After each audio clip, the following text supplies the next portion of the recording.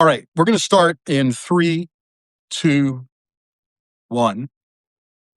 Thanks for joining me on a special episode here today. We've got a special guest, and it's thanks to some of you out there that pointed me to this story yesterday and said, "Hey, what's going on with this?" And then I said, "You know what? Let's find out what's going on with this, and let me set this up for you." So many of us back in the first Trump administration had said, how bad can this get? And what is it going to take for MAGA followers to walk away from Donald Trump? And many of us, despite him saying he could shoot someone on Fifth Avenue and get away with it, many of us said, well, what if he was credibly accused of molesting or raping a child? Just as a complete hypothetical. And, as time went on, at least for me personally, I began to wonder whether even that would do it and suffice for people to walk away from Donald Trump. But the story that came out yesterday and some connecting of the dots that our guest has done leads us to revisit that question in terms of the credibility factor of allegations against Donald Trump. And I don't think anybody's here to say definitively what is credible and what is not, and what Trump has done or not. I think it's important to lead off with that we do not have a proven allegation yet of child molestation or rape involving the current president. But I believe the Epstein files may get us closer to that. And in particular, my guest today, Roger Solenberger, has kind of started connecting those dots in an interesting way. We're going to have him explain that. Let me tell you who Roger is. Roger's a journalist in Austin, Texas. He's got award-winning investigative work as a politics reporter for the Daily Beast. He now works independently and, in his spare time for fun, is poring over the Epstein files, which we'll talk about also as a challenge for journalists and all of us, and the lack of user-friendliness for this. That's going to come up. His independence now affords him, among other things, more time with his toddler. He affectionately calls Mr. Bugs. And before that, Roger worked with Salon. He's placed stories in BuzzFeed News, Wired, The New Republic, and Vice, among others. We're glad he's here. Roger, thanks for agreeing to do this. Really happy to be discussing this specifically with you, Frank. Absolutely. Thanks, Roger. And I've got a buddy asking me if you could tilt your phone, which I know can be tenuous at times, just down a little bit, if possible. If not, I don't know. I think that's a tighter shot. It's going to be, we'll see. I get Yeah, it. that's awesome. Yeah. Oh, perfect. Okay. Thank you. Okay, great. All right. So to set the stage, in the 3 million or so files, which represent about only 50% of what DOJ has told us exists and Congress has told us exists, we've got various allegations. Some of them sound, quite frankly, outlandish and even bizarre. Yeah. Although I'm open to outlandish and bizarre increasingly these days. And some of them sound more credible than not. And the challenge I think many of us are facing, and in particular journalists like you, is how to make sense out of what's credible, what's not. And so tell us what you found. Let's lead off right. Let's go right to it. And tell us what you've found, and and why you think, and you've posted on your Substack, that you think maybe even the FBI. So this is a clue. When people say, how do I know what to think is a stronger allegation than another one? One clue might be if even the FBI thought an allegation was credible. So tell us what you found. Yeah, and as you know, this gets just to be contextual here, there are layers of complexity when you're talking about credibility in different contexts for what is credible and who believes what is credible in what context, right? There's a whole, we'll probably get there in this conversation. But just to foreground that, there are different layers and different ways to frame that word, right? We can have that academic discussion. But what I found is there are two allegations that made it into this internal PowerPoint slide presentation that the FBI Task Force for Child Sex Trafficking, in conjunction with the Violent Crimes Task Force, they put this together last summer. And it is a comprehensive, highly detailed, uh, basically just overview, right, of the Epstein and Maxwell cases, the case files, what's in them. They list proffers, they list co-conspirators. There are 21 slides in this presentation, and it is very serious and highly detailed. And you get down to slide 18, and that's one slide in this. Again, the context is an internal presentation, comprehensive on the Epstein files, right? Slide 18 says prominent names, right? And this slide looks like they had gone through the files and collected, you know, allegations that stood out to them about prominent figures. And there's a bunch of them. There's Trump, obviously, which is these two accusations that I found, right? And then there's like the banker Jess Staley, there's Harvey Weinstein, there's one about Bill Clinton, there's one about Bill Barr, Howard Lutnick's in there, Prince Andrew. I mean, like, it's a very, very long list on page 18. And I snapshot that in the article so people can see that full slide. And you can, click on the link. There are different versions of this slideshow too. Like, they went through, it was heavily edited, obviously, and all of these come up if you search the Epstein files for it. But I think I found what would appear to be the final one because they corrected some typos, et cetera, et cetera. Right. And Roger, do you happen to have, for those of us who are kind of the EFTA nerds, do you have? Oh man, I don't have it. I don't have. Sorry, I don't have Okay. that. Right. Yep. You can search. Yeah. Like you can search different phrases. One Yeah. phrase would be like, if you search the phrase "subsequently forced" or Yeah. "subsequently bit," that should pull Yeah. up. Yeah. For those who Yeah. are wondering which accusation we're talking about, I'm going to, and I'm going to do a trigger warning here, folks, because I'm going to read PowerPoint presentation says about this allegation against Trump. And of course, Trump's name is the victim's name is redacted. Amazing that they got that right for now. And so if this is going to be troubling material, you may have already seen this. It's been around. Julie K. Brown, great reporter from the Miami Herald, has referenced this slide presentation. And then, I've done slide presentations for senior executives when I was in the FBI, and it sounds to me like someone at a high level said to agents, "Hey, what's the story with prominent names? Get me briefed up on this."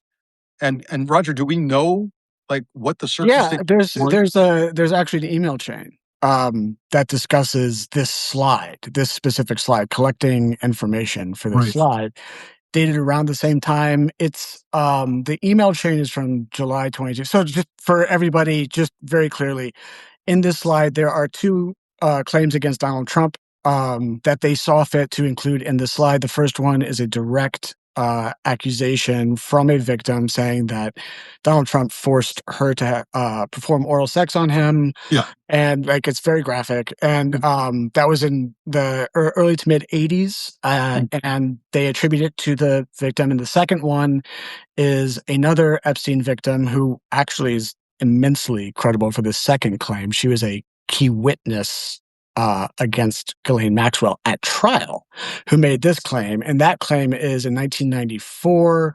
Epstein introduced this now woman who was 14 at the time in 1994 to Donald Trump. It says 1984 on the slide. That's a mistake. It really is.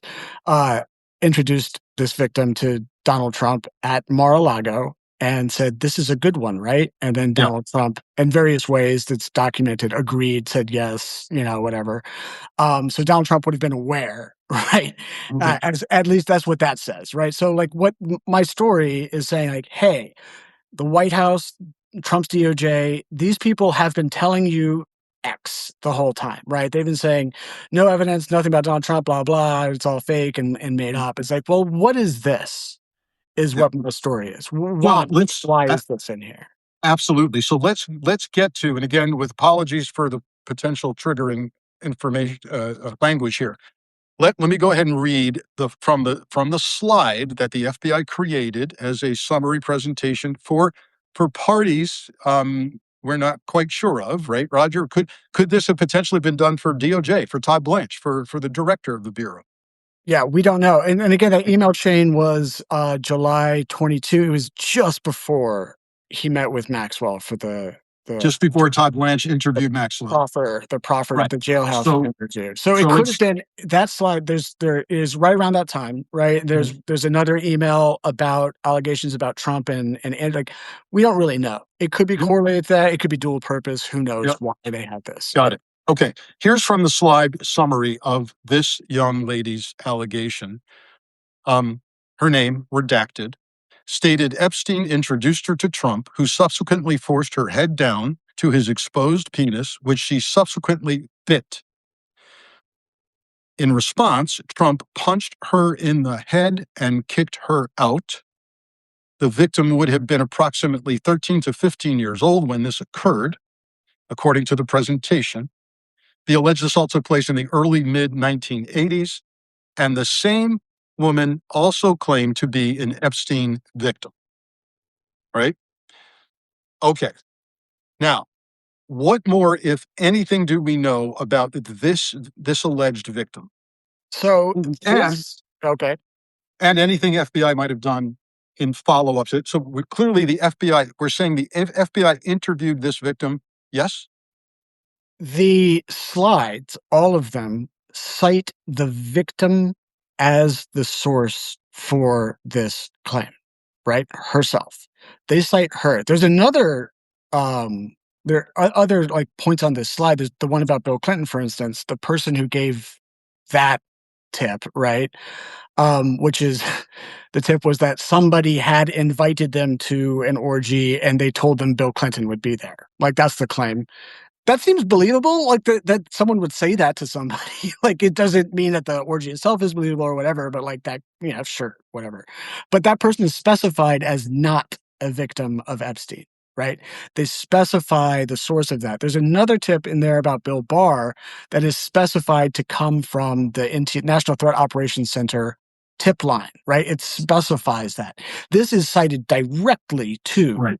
the victim, right? So, I was like, they talked to a Trump accuser, right? Yeah. So I looked at It's logical to infer, yeah, based on everything you've just told us in other examples, that they may have directly spoken to the victim.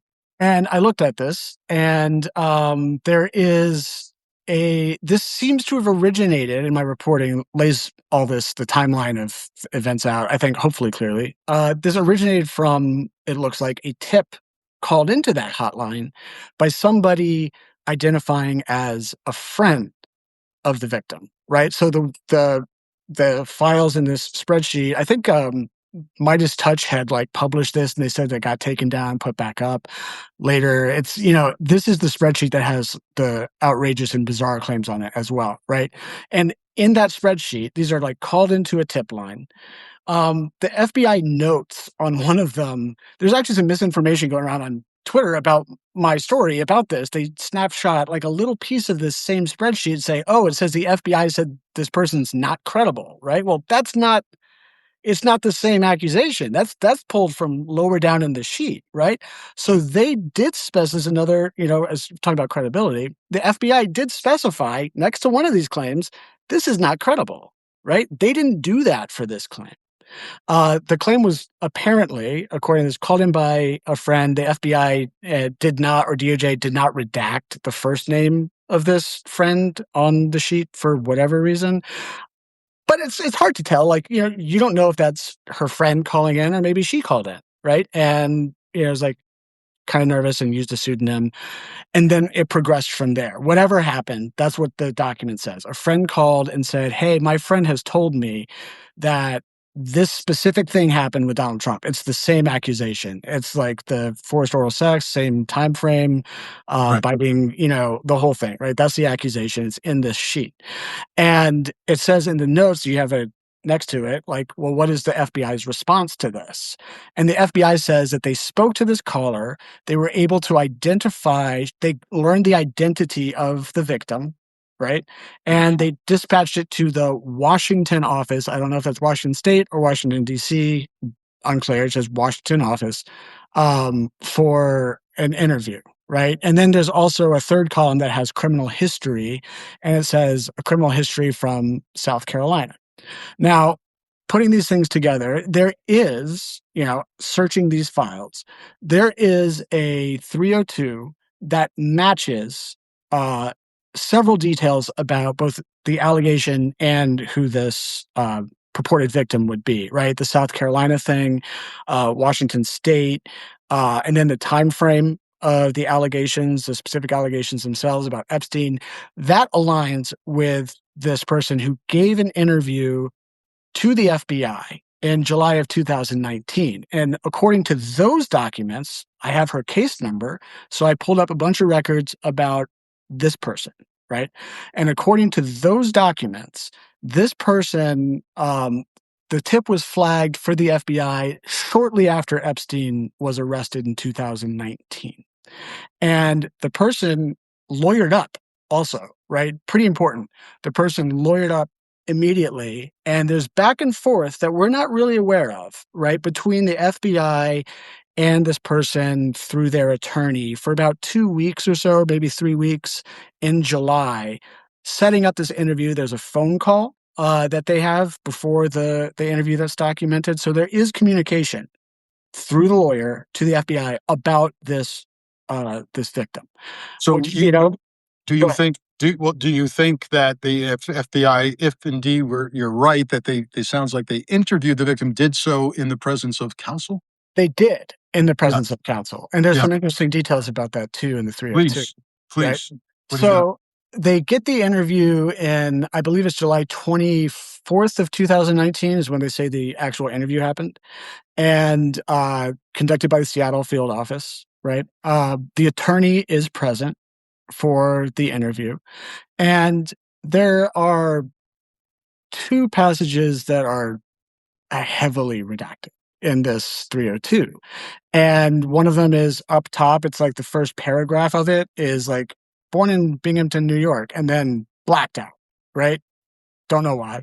Maybe it's victim identity stuff. Who knows? Maybe it's just maybe it's preamble for the interview. We, setting the groundwork. We don't know.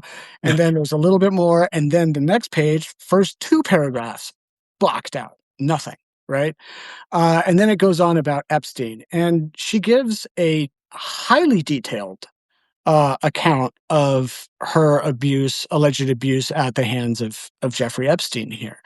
And you know, this woman, if same woman, appears to have sued Jeffrey Epstein and his estate and received a settlement. That's been Okay. publicly reported, right? So Yeah. connecting Yeah. these dots, like, okay, Yeah. well, you got a settlement Yeah. also.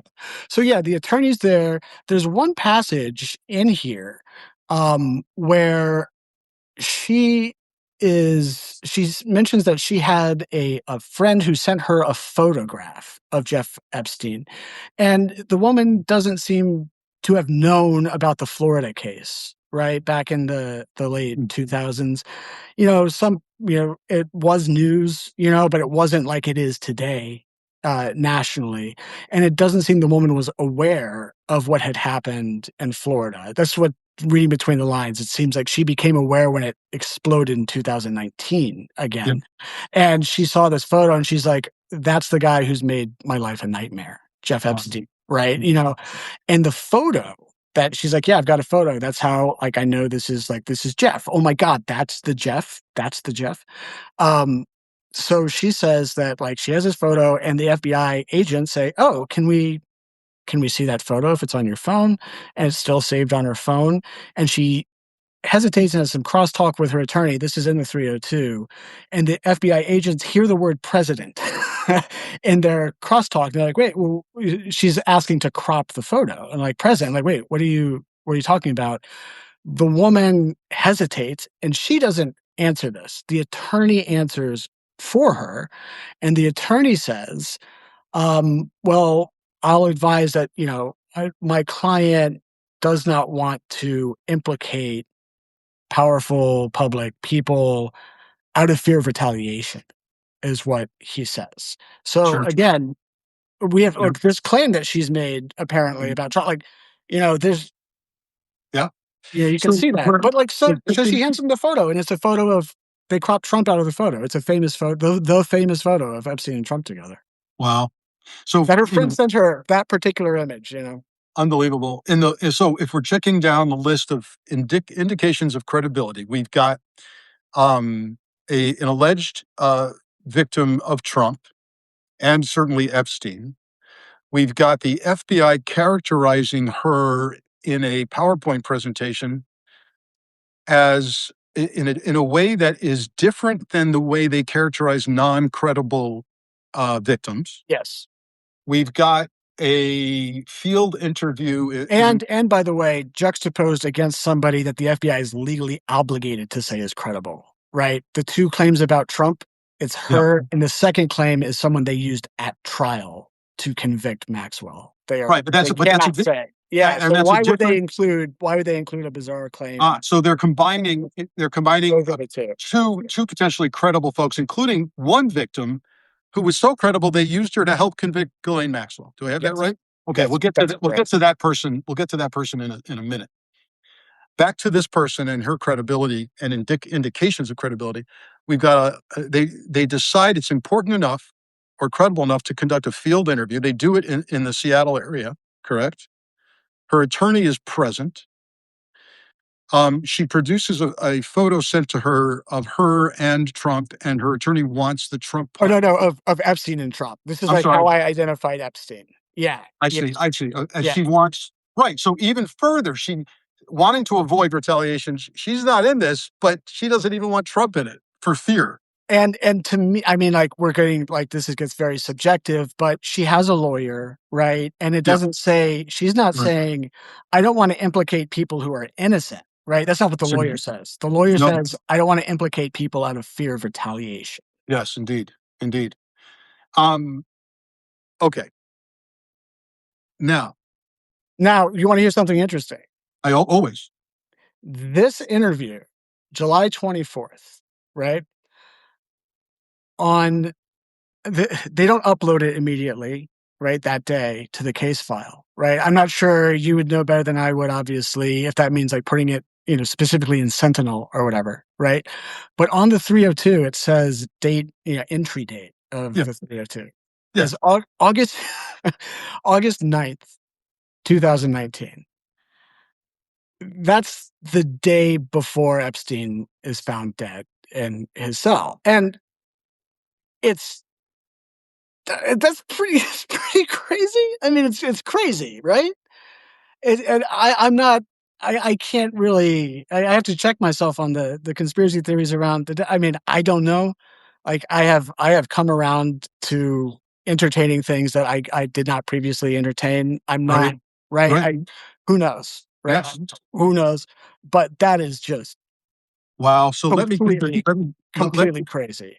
let me. I am also, as my folks know, I'm not someone to go down conspiracy rabbit holes, but this is significant. Are you saying the interview was conducted on or about July 22nd? Do I have that right? July 24th, 2019, which is they had scheduled this, right? And Yeah. that is Yeah. the day after Epstein's first quote unquote attempt, which he says, by the way, he was attacked, right? Right. That his cellmate tried to kill him. Get this. You know that email chain that I was telling you about Yeah. this slide? This was from this year or last year, sorry, July, right? That Yeah. email chain actually starts out it's not about the slideshow at first. It's someone saying like, "Hey, the interview with that first cellmate, the one that Epstein said tried to kill him, that's not in Sentinel. We don't have that in our system."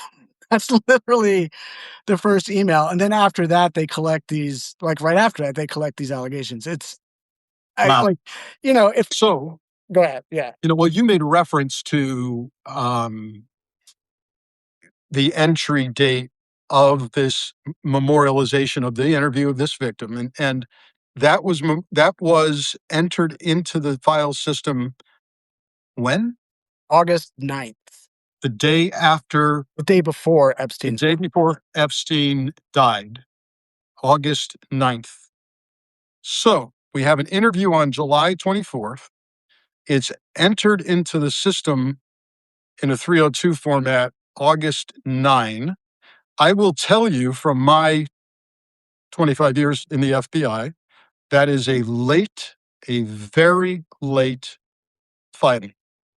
You have no more than, and things may have changed, but you have no more than 5 days to write up your interview and file it.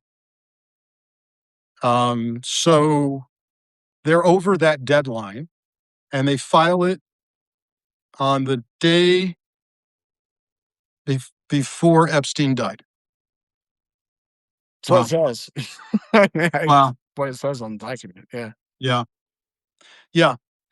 All right. Let's put a pin in that because we're going to talk about where I think we should be headed and Congress should be heading with all of this. But let's go on now.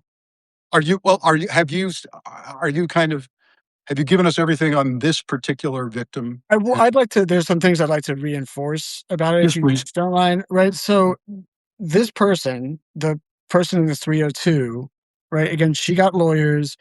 Uh, she Public reporting has already talked about this case. Public reporting has said that that person sued the Epstein estate and received a settlement and in 2021 and was represented by Lisa Bloom's law firm. Now, Lisa Bloom has represented a raft of these victims. She is a major victim advocate and, carries credibility in her own right. The lawsuit, reportedly receiving a settlement, typically you wouldn't settle something like this, especially with the estate. I mean, who knows? But that's what the reporting is here, that this claimant received a settlement from the Epstein estate. Now, like, this is one of the most early allegations against Epstein, right? And that's noted. Like, it's in the early to mid 80s, but again, her account of it is highly detailed. She said it started in Hilton Head, but that Epstein did take her. She traveled with him specifically to New York, and she says in this is in the lawsuit, and to attend intimate gatherings is the phrase, and other wealthy and powerful people were there. Now, the Right. original tip said it happened with the Trump accusation. The original tip says that happened in New Jersey, New right? Jersey. Yeah, and Trump was building out his Atlantic. He's trying to get into Atlantic City around this time. Uh, We don't know exactly when Trump and Epstein started hanging out, but another thing to keep in mind is this is like, between 1983 and 1985 is the time frame. Trump would have been, he's a much younger man at the time, right? It's not the guy that we see on TV. Like, he's younger too, right? And she is obviously much younger. So there's, being able to like visualize this in a way that, sort of like cancels out some things that might seem absurd on their face hearing it. But yeah, the claims did seem to carry water in civil court, about Epstein. So if you want to say like, oh, I believe those were credible, then if this is the same person making the Trump accusation, how can you divorce those two on your own, right? and, But then we're getting into the credibility question, and I'm sure you have questions about that, and we can talk about that differently. well, and with regard to getting a civil court settlement, it's certainly true that there are many reasons why people settle quietly and make something go away. But I feel comfortable saying that in a majority, um, if you were to take all civil lawsuits and settlements, typically there is some culpability or liability on the party who agrees to settle, who says, "I'm going to pay something." Now that's a broad statement. We don't know what happened here, but in my opinion, it adds credibility to this victim and her story that Epstein agreed to settle. What are your thoughts on that? Yeah, I mean, looking at the record, as a reporter, like, that seems to be typical, right? In my experience reporting on these things, my experience talking to legal experts for years about these things, that seems fair to me to say. But, I think the No. key question here is not whether, for me at least, is Right. not whether I'm not trying to convince the world, me personally, hey, everybody believe this. This Yes. is I'm not making that. The report's not making that Right. argument. Right. The argument is that the FBI and the DOJ Yeah. seem to have very clearly to me That's right. That's right. thought that this was a credible claim about Donald. Mm. Now, does that mean it's a prosecutable claim, a chargeable? Like, there are Yeah. plenty of Yeah. other hurdles to get. Yeah. Plenty of complicating factors there, including the woman's cooperation for charges. By the way, right? Right. They would need her to cooperate. You know, who knows if it's chargeable? Who knows if this would hold up in court? Right? That's right. That's not what I'm saying. I'm saying the FBI and the DOJ have been in the White House have been telling us this stuff, like distancing Trump, Right. running interference Nothing's for that guy. credible. There's no one Yeah, left to and prosecute. that the reporting has reflected that. Oh, Trump has not been, like, credibly accused of wrongdoing. Like, I mean, come Yeah. on, right? Yeah. Pam, There's Pam no Bondi evidence of saying that. if Pam there. Bondi testifying if there exactly, exactly. Yeah. We've had the AG, the FBI director say things like, if there was anybody left to charge, I would do it myself. I would bring charges immediately, stuff like that. Yeah. And so we have questions now about why this person, deemed seemingly credible by the way she was treated, these would be particularly other victims, that cause us to believe they viewed her as credible. And then you had this lawsuit that was settled. And again, we're not trying to convince anyone that, because believe me, you don't need any convincing, that Epstein was a child rapist, and may have settled to not draw attention to himself. But this does raise the question of whether, if she was right about Epstein enough to settle, why also might he have settled? And where would that money have come from? Was there anybody else he was trying to protect? Yeah, Yeah, but again, he died. His I estate know. handled this. I It know. took 2 years, and we don't know what else was involved in that. We don't know. There's lots of things we don't know and could go out on a limb and speculate, about did she have her attorneys reach out to Trump? Maybe. Who know? We don't We know, don't know, you and know? that's the problem. That And is the problem. but it does seem to me that her concern is very clear from her attorney in that Yeah, 302 about Donald Trump specifically, fear of retaliation. It's right there. And again, this is after weeks of preparing for this right. interview and Right. and back and forth with the FBI. There's just a pattern here where it is very clear to me that the FBI found this to be Yeah. a credible claim. Now, actionable, again, who We who don't know. can say? And who can say if they were able to find more, if they Yeah. did or didn't? I mean, these are questions that need to Yeah. be answered. So I'm Roger, sorry, published for peace. Like, Roger, answer the things. Yeah. being careful now not to in any way identify this victim, do we know enough about her to say that if the FBI wanted to find her now, that she's findable? We have a date, we have a place of birth, we have a field office interview, we have a record in South Carolina, right? What do we know? Where Yeah. about the ability to find her and whether she's still alive?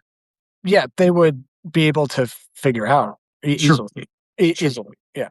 sure. Okay, let's move on to the next victim. And this is the victim you're saying was actually part of prosecuting Ghislaine Maxwell, and therefore, presumably, since the FBI tries not to use people who are worthless, in terms of prosecutions, what do we know about that victim and the complaint and Trump? Um, that claim is really important also. And if that first claim hadn't been there, which is the explosive actual, like, direct assault allegation, this claim is newsworthy in its own right because this is a 14-year-old girl, right? Saying, not when she's 14, she's a woman saying, when I was 14 in 1994, Jeff Epstein introduced me to Donald Trump at Mar-a-Lago and said, "This is a good one, right?" And that Donald Trump said yes. You know, and this woman, this claim, you know, again, the DOJ, I can't emphasize this enough, is legally obligated to say this person is credible. They used her at trial to lock up Ghislaine Maxwell. If they say she's not credible, Ghislaine has a window there, right, for her own trial. Like they are that's they have sworn that this is credible. They've used her to obtain a conviction, and her testimony proved useful, and the jury believed it, and they convicted Ghislaine Maxwell. This same woman also says in 1994, I was introduced by Jeff Epstein to Trump at Trump's club, right? Yeah, Mar-a-Lago. Yeah, and he made a joke about it. This woman also filed a lawsuit against the Epstein estate. The claim is included in that lawsuit, by the way, the Donald Trump claim. You can look this up in the Epstein files. Like, this is a good one. Like, you can pull a whole bunch of records about this. There are handwritten notes from this witness that have the claim in it and the date, and they get it wrong on the slide. The slide says 1984. That's not. There's nothing corroborates that, right? There's no record anywhere in the files of this happening in 1980. There's no other claim for this. It's this claim. They got the date wrong, 8 and 9. Uh, but that means that Donald Trump, who kicked Epstein out for being a creep in like 2004. Yeah. Right? No. Yeah. Why didn't you kick him out for being a creep in 1994? This is an incredibly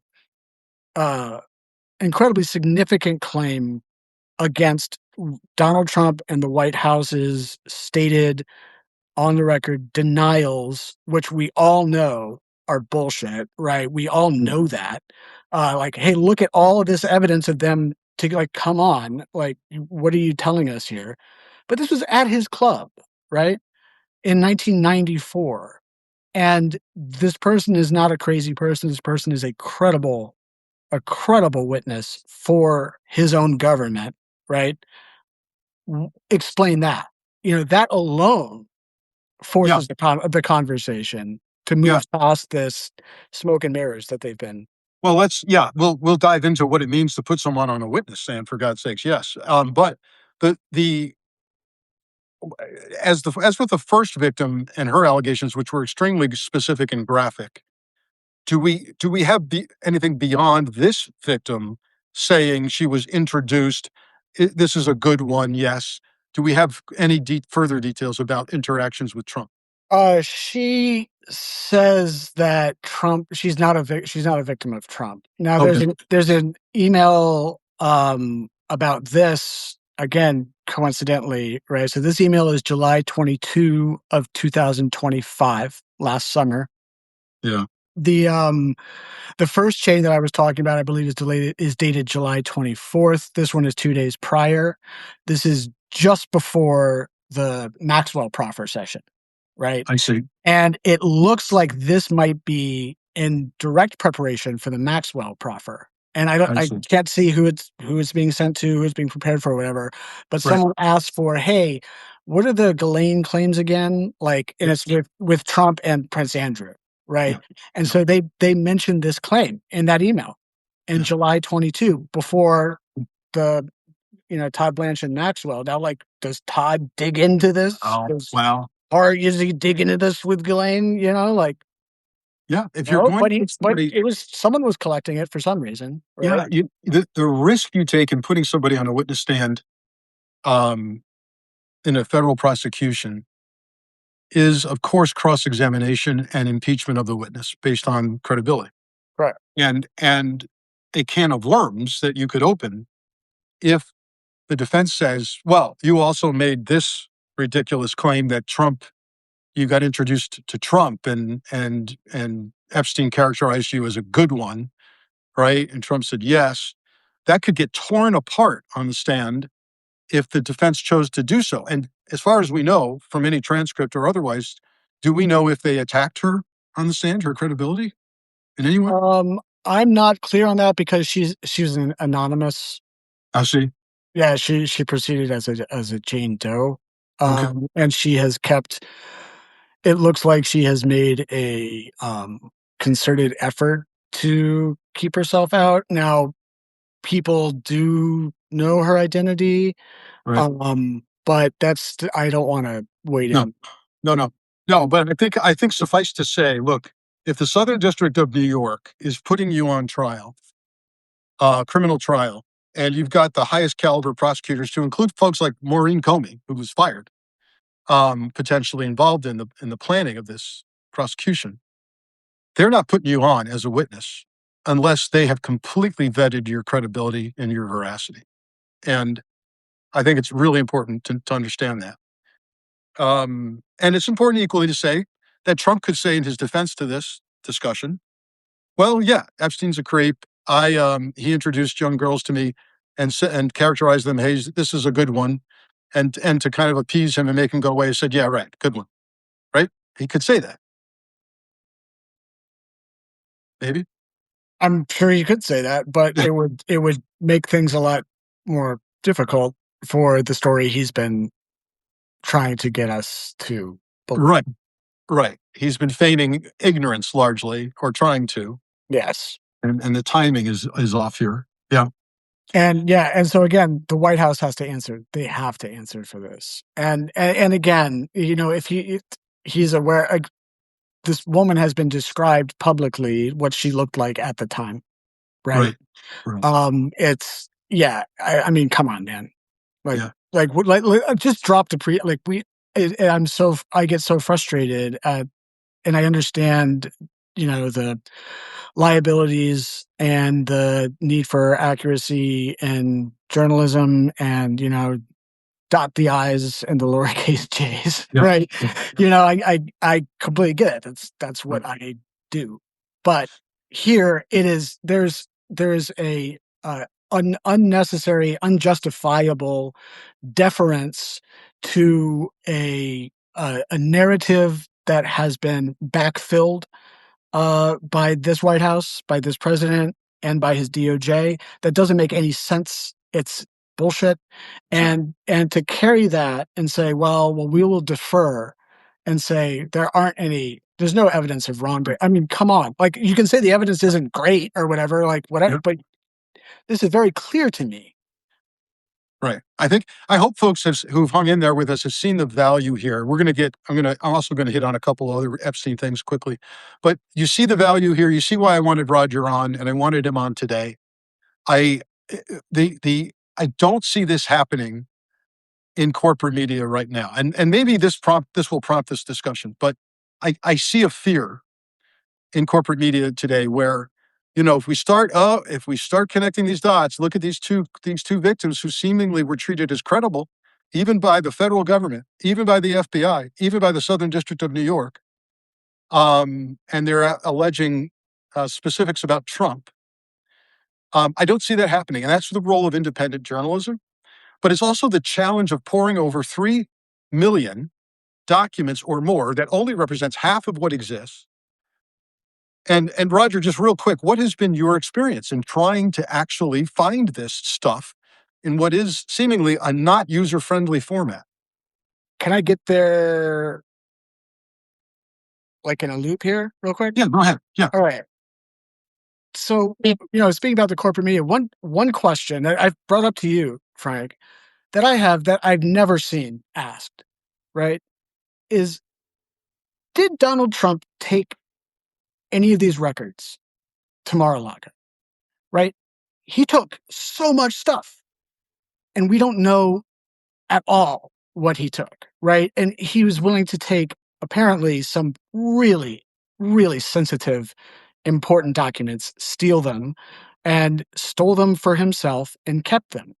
Now, in the process of the Mar-a-Lago prosecution, those documents were over time, a lot of them, I'm not sure if all of them, we might never know if all of them, but a whole bunch of them were returned to DOJ, to the archives, and then taken in the search of Mar-a-Lago. DOJ took them. And in the process, they've had these documents, and it was part of the case. And January last January when Trump became president, with Eileen Cannon's decision, that case was killed, right? They gave Trump they gave him his documents back. They gave him back, and they gave him back to him in February, late February. On February 28th, they returned at least some of these documents. It's also unclear whether Trump or his lawyers or whatever said, "Hey, actually, you can keep this highly classified material. You can keep some of these documents. We don't need them back. Thank you. We understand now." Yeah. We don't. And at that time, on February 27th, Pam Bondi makes a big public display Right. of saying, "I just learned that we have thousands of pages of Epstein files. The FBI just told me that we have thousands of pages of the Epstein files, and I am ordering Kash Patel now to Yeah. go and figure out what happened. And you write me a report in 2 weeks, Yeah. 2 weeks, deliver it to me." She went on Fox News to promote this, right? Yeah. This was a big thing she was trying to do. Yeah. So, what the hell happened to that? We Right. have no idea what happened to that report. But we also know is that on February 27th, on the Epstein manifest, there's new evidence on that date. We don't know if it's new evidence. We just know evidence acquired on February 27th, 2025. And then 3 more entries on March 10th, 2025, when they're doing the all hands review and reportedly, a Trump review, a Trump redaction review, basically, isolating all the Trump stuff. That's the reporting on this. They log acquired evidence in the Epstein case in 2025, Yeah. and this guy stole how many thousands of I mean, this is a legitimate question, and I have not seen it asked, and I know that it's, like, stepping off into, like, some places where people might not be comfortable, but, like, he took look at the stuff he took. Yeah. Why would we just assume he wouldn't have taken this stuff? Just Right. assume. Exactly. No, exactly right. And it would fall outside the scope of national security classified And information. it does, and to your point, it's stuff like that that makes it really hard on journalists, on lawyers, on all these people who are reviewing these files, right? Good government folks, the transparency groups. It's really hard Right. to tell what's what in these files. Yeah. There are duplicates of things, there are different versions of things that have different levels of redactions to them.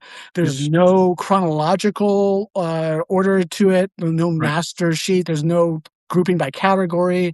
You can't search like here are all the emails or here's all, like there are some that are like sort of split up, but then there's just data sets that are massive.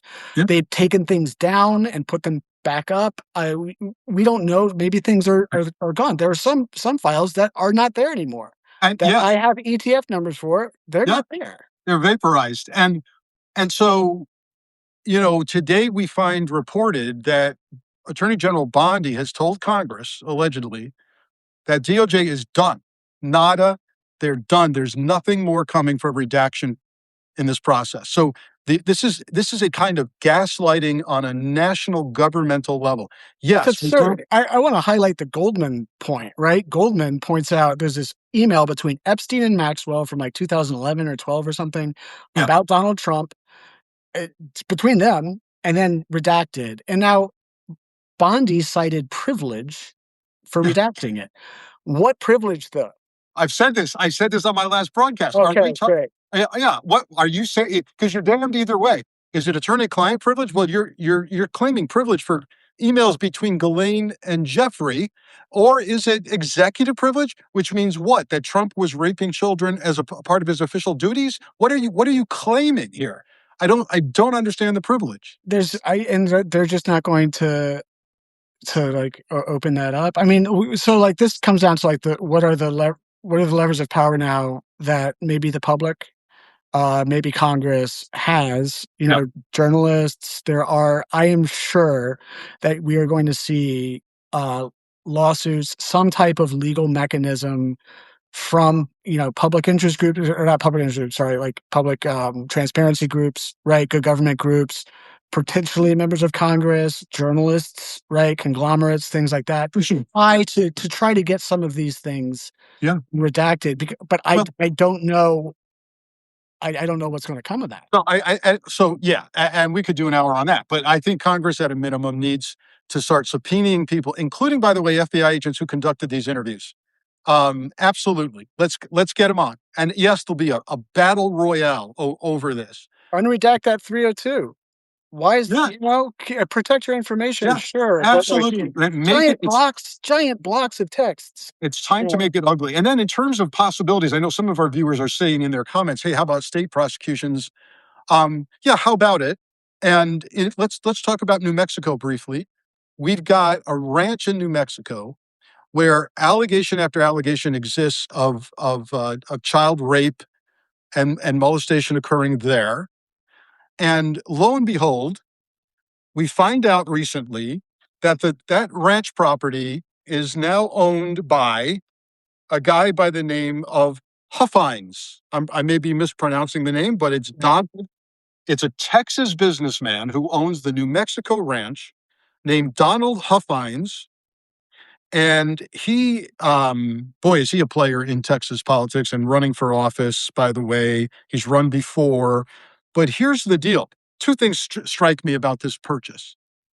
One, it's through a limited liability anonymous company created a month before the purchase of the property. There are only a handful of states that permit the purchase of real estate through a anonymous limited liability holding company. Number one. Number two, his son is one Russell Huffines. Do you know where Russell Huffines works? I Russell just oh, sorry, yeah, go ahead. Yeah. Russell Huffines is the White House Office of Cabinet Affairs Associate Director of Agency Outreach in the Donald Trump White House. There is young, there is young Russell. His dad owns the ranch. And by the way, dad has renamed not only the ranch, but has renamed the street so that you can't find the ranch or the street anymore. And thank God there is a New Mexico state government official who is demanding that they start digging for evidence of a crime at this ranch. I mean, And I hope what I saw is like potentially, bodies or that's uh, it. That is, yeah, we're not making that up. Yeah, and to credit again the victims, right? Annie yeah, Farmer has been pointing to this place for for sure. years. For You sure. know? You can do this. You could do ground radar. You could do cadaver dogs. Because yes, to dig up the whole thing is silly, but you take the approach very methodically. You'd need government authorities to get on somebody's land. That's a challenge. God bless the New Mexico official who's suggesting it. He should get security. But yes, that needs to happen. And the question about what, if anything, the FBI did to investigate the New Mexico end of this requires further congressional inquiry. Don Huffine's son, Leon Black's son, right? Alex Acosta, Yeah, Bill Barr. My brain is shorting out, but there are so many. And Pam Bondi at the state level, right at the time, like there so Steve Bannon, so many yeah. It's people that Trump are close to Trump today or have been when he's in power. I mean, what is this pattern? it's the New Mexico land commissioners calling for an investigation into state land near Jeffrey Epstein's Zorro Ranch after a newly released email alleged that two foreign girls may have been buried there. So there you have that. Um, Yeah, and by the way, Mr. Huffines, who owns that ranch, he is now running for state comptroller in Texas, Yeah, a overseeing. very Oh, powerful oh yeah, it's all the purse purse strings, strings. a purse string, yeah, exactly. Yeah, yeah, and what used to be um, the Zorro Ranch, formerly at 49 Zorro Ranch Road, is now the San Rafael Ranch at 49 Rancho San Rafael Road. Just because we like to rename roads and ranches. It's a party. Mexico. Unbelievable. Hey, Roger, you've been invaluable and I thank you for your work. How can people either get on to other stuff you've done and or perhaps follow you elsewhere? Uh, I spent last year on investigation into a Republican congressman named Corey Mills. It is aside from Trump, it is the single, and I've worked on really insane stories. This is the most insane story I've covered outside of the Trump saga, the extended saga there. And you can find it on my Substack.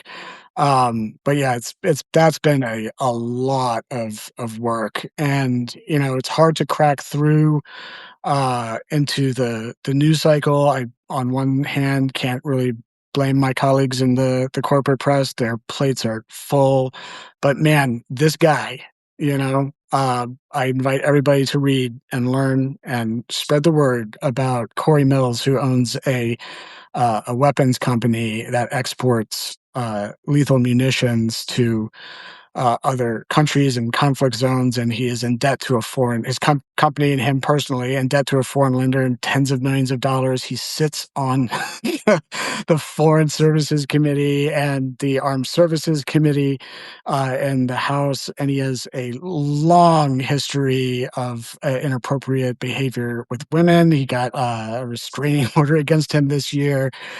He was married in a mosque. He had converted to Islam to get the story around him is it's endless, and I have a lot of reporting on my Substack that I would love for more people to become. Yeah. I will check it out on your Substack, which is Roger. Roger Is it just your name? Sollenberger. Yeah, my last name is unwieldy, but it's Sollenberger RC. And just Roger Sollenberger. Yeah, Google it, whatever. Not sure how that works on Substack, but yeah. Roger, thanks for thanks for coming on. Thanks for what you do, folks. Check Roger out on Substack. Check out the congressman, the crazy congressman story that he's worked on, and we'll see you next time. Thanks everybody for joining. This was a real joy. Thank you very much, man. Yep. Take care. Bye. Bye.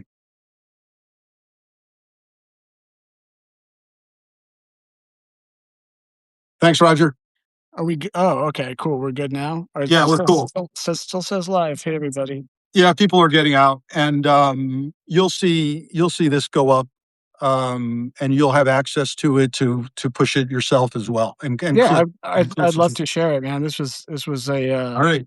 We'll talk soon. Great conversation. Thanks a lot, buddy. Take care. Bye. Bye.